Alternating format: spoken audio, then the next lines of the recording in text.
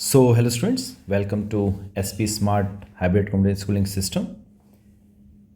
बेटा आज के वीडियो लेक्चर में हमने आपका मॉक टेस्ट 7 के बॉटनी का सेक्शन बी डिस्कस करना है। So let's start.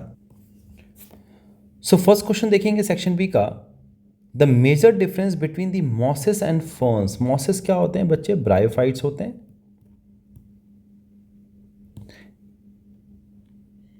एंड जो फर्न्स हैं they are pteridophytes. Right.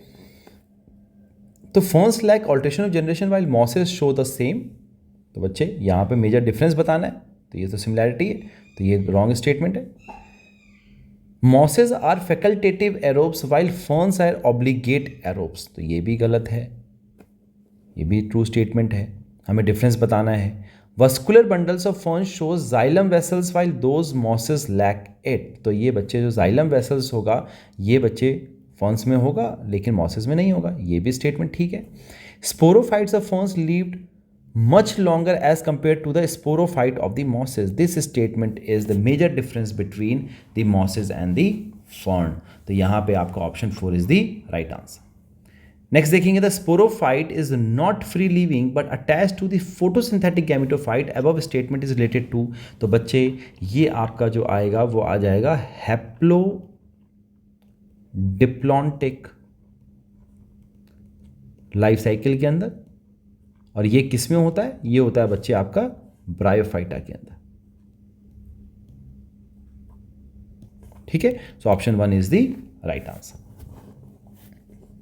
Algae में कैसा होगा? एल्गी में हैप्लॉन्टिक होता है, जिम्नोस्पर्म के अंदर डिप्लॉन्टिक होगा, डिप्लॉन्टिक होता है, इसमें हैप्लॉन्टिक होता है। और टेरिडोफाइट में कैसा होता है? डिप्लो हैप्लॉन्टिक होता है। तो option 1 is the right answer.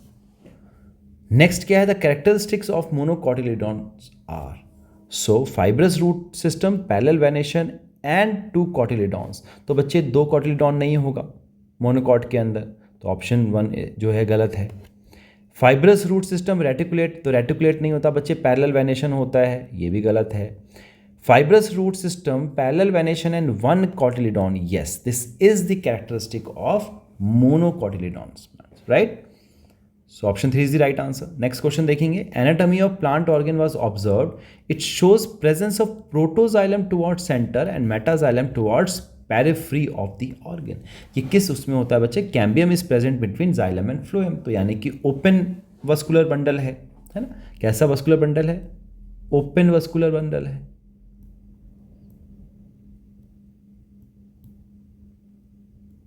Right. दूसरी बात क्या बोल रहा है कि जो प्रोटोजाइलम है वो सेंटर की तरफ है और जो मेटाजाइलम है वो पेरिफेरी की तरफ है, तो ये कंडीशन क्या है? दिस इज एक्सार कंडीशन। एक्सार कंडीशन बच्चे किस में होता है? रूट में होता है। और ओपन वस्कुलर सिस्टम किस में होगा? तो ये होगा बच्चे आपका, सॉरी यहां पे जो आपका ऑप्शन दिया जा रहा है ये दिया जा रहा है बच्चे, क्या बोल रहा है? प्रोटोजाइलम टुवर्ड सेंटर, तो सेंटर में किस में होता है बच्चे? एंडार्क कंडीशन में होता है। और एंडार्क कंडीशन किस में होगा? स्टेम में होगा, है ना। तो यहां पर ये जो कंडीशन आ रहा है ये एनाटॉमी जो है ये डाइकॉट स्टेम का है। ठीक है, so option 4 is the right answer.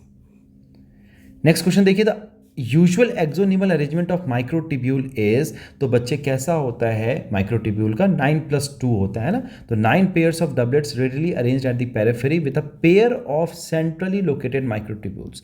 9+2 का अरेंजमेंट होता है, तो option 3 is the right answer. Next question देखिए, दिया जा रहा है stage of mitosis in is shown in the diagram, which stage is it and what are its characteristic। तो आप देख रहे हैं कि जो क्रोमोसोम है वो कहाँ पे आ गया है? इक्वेटर में आ गया है, इक्वेटर पे आ गया है। तो ये कौन सा होना चाहिए बच्चे? मेटाफेज स्टेज होना चाहिए। और यहाँ पे आप सिस्टर क्रोमैटिड्स देख रहे हैं, है ना। और जो स्पिंडल फाइबर्स है वो काइनेटोकोर से जाके अटैच हो गया है। तो यहाँ पे अगर आप ऑप्शन देखें, लेट प्रोफेज, ये गलत है, लेट प्रोफेज नहीं है। Metaphase, spindle fibre attach to the kinetochores, centromere splits and chromatid separate, तो बच्चे अभी तक सेपरेशन नहीं हुआ है, तो ये भी स्टेटमेंट गलत है। Metaphase chromosomes move to the spindle equator chromosomes made up of 2 sister chromatids. So yes, option 3 is the right answer. Next देखेंगे, proton gradient is broken down due to, किस वजह से होता है बच्चे? क्योंकि movement of electron across the membrane to stroma, गलत statement है। Movement of electron across membrane to lumen, ये भी गलत है। Movement of proton across the membrane to lumen, ये भी गलत है। Movement of proton across the membrane to stroma, बच्चे प्रोटॉन जो है वो चाहता है किसमें? Across the membrane to the stroma. तो यहाँ पर आपका जो ऑप्शन आ जाएगा, option 4 is the right answer. ठीक है बेटा। Next, in Krebs cycle, the first product is citric cycle, which is a 6-carbon compound. It is formed by condensing irreversible reaction between. तो किसके बीच में होता है बच्चे? Oxaloacetic acid and acetyl coenzyme में 2 कार्बन का मॉलिक्यूल ये होगा एंड 4 कार्बन का मॉलिक्यूल ऑक्जेलोएसिटिक एसिड। तो यहाँ से इससे हमारे पास 6 कार्बन का मॉलिक्यूल बन जाता है। So option 2 is the right answer. Next देखेंगे, मैच द फॉलोइंग दिया गया पीजीआर के बारे में। देखो, तो ऑक्सिन क्या करता है बच्चे? ऑक्सिन जो है वो जाइलम डिफ्रेंसिएशन कराएगा, है ना। साइटोकाइनिन की बात करें तो साइटोकाइनिन क्या कराता है? न्यूट्रिएंट मोबिलाइजेशन कराता है। इथाइलिन का काम क्या होता है? इथाइलिन जो है बच्चे ये रूट हेयर फॉर्मेशन कराता है, सरफेस एरिया बढ़ाने के लिए, एब्जॉर्प्शन के लिए, है ना। और एबीए जो है एब्सिसिक एसिड जो है सीड डोर्मेंसी के लिए रिस्पॉन्सिबल है। तो option 4 is the right answer. Next देखिए, autogamy can occur in the chasmogamous flower if, कब होगा बच्चे? अगर दोनों के बीच में पॉलन और ओव्यूल्स जो हैं वो अगर अलग अलग मैच्योर हो रहे हैं तभी। तो ऑटोगैमी का मतलब क्या होता है? Same pollination, the same plant same flower, है ना। Same plant same flower. और चेस्मोगैमस क्या होता है? Open flower, exposed flower. ये तभी होगा जब both pollen and ovules mature simultaneously, अगर एक ही साथ हो रहे हैं तभी हो सकता है, अदरवाइज नहीं होगा। तो option 3 is the right answer. Next देखिए, all the given traits of pea plant can express themselves in heterozygous condition except, कौन सा नहीं करता बच्चे? ग्रीन सीड कलर जो है अपने आप को एक्सप्रेस नहीं कर पाएगा, है ना, क्योंकि ये क्या है? रिसेसिव कैरेक्टर है। बाकी जो हैं इन्फ्लेटेड पॉट शेप, ग्रीन, ये सारे के सारे क्या हैं बच्चे? डोमिनेंट हैं।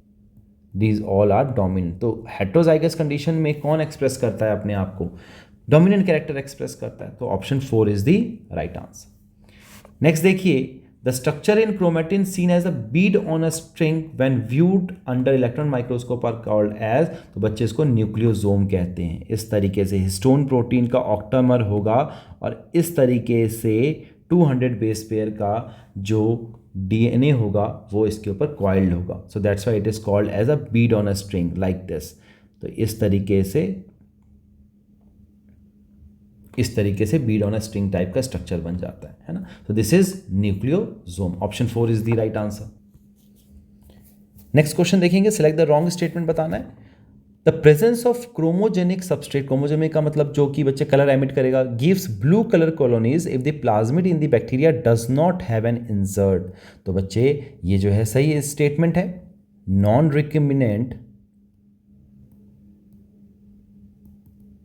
रिकम्बिनेंट में वो ब्लू कलर एमिट करता है, ठीक है। DNA is negatively charge molecule, ये भी ठीक है।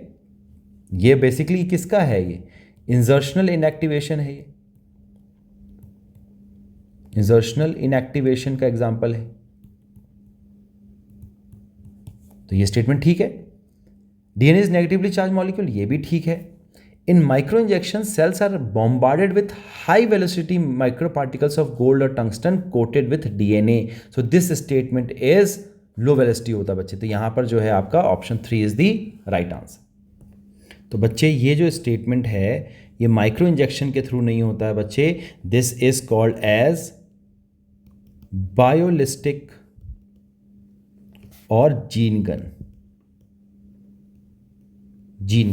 माइक्रो इंजेक्शन में क्या होगा बच्चे? माइक्रो इंजेक्शन के अंदर recombinant DNA is directly injected into the nucleus of the animal cell, right. तो ये स्टेटमेंट जो है आपका रॉन्ग स्टेटमेंट है, ठीक है। So option 3 is the right answer. Next देखेंगे, resource partitioning is an important mechanism which promotes, क्या करता है बच्चे? को एग्जिस्टेंस को बताता है ना। किसने बताया था इसको?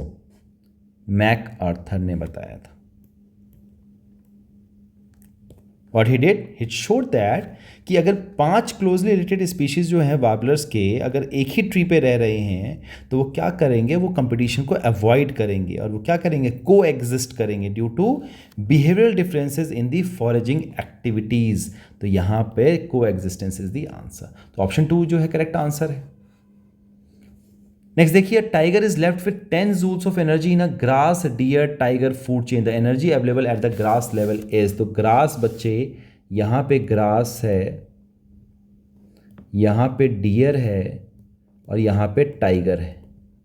अगर टाइगर के पास 10 जूल्स है तो यानी कि हर एनर्जी लेवल पे 10% एनर्जी जो है वो जाती है आगे और बाकी 90% जो यूटिलाइज हो जाएगा। तो इसके पास अगर 10 है तो इसके पास 100 जूल होना चाहिए और इसके पास 100 है तो इसके पास 1000 जूल्स होना चाहिए। तो यहाँ पे आपका option 3 is the right answer. ठीक है बेटा। So this is all about the solutions for the section B of botany. I hope बेटा आप लोगों को ये सारे सॉल्यूशंस हैं वो अच्छे से क्लियर हो गए होंगे, है ना। So God bless everyone, take care, thank you.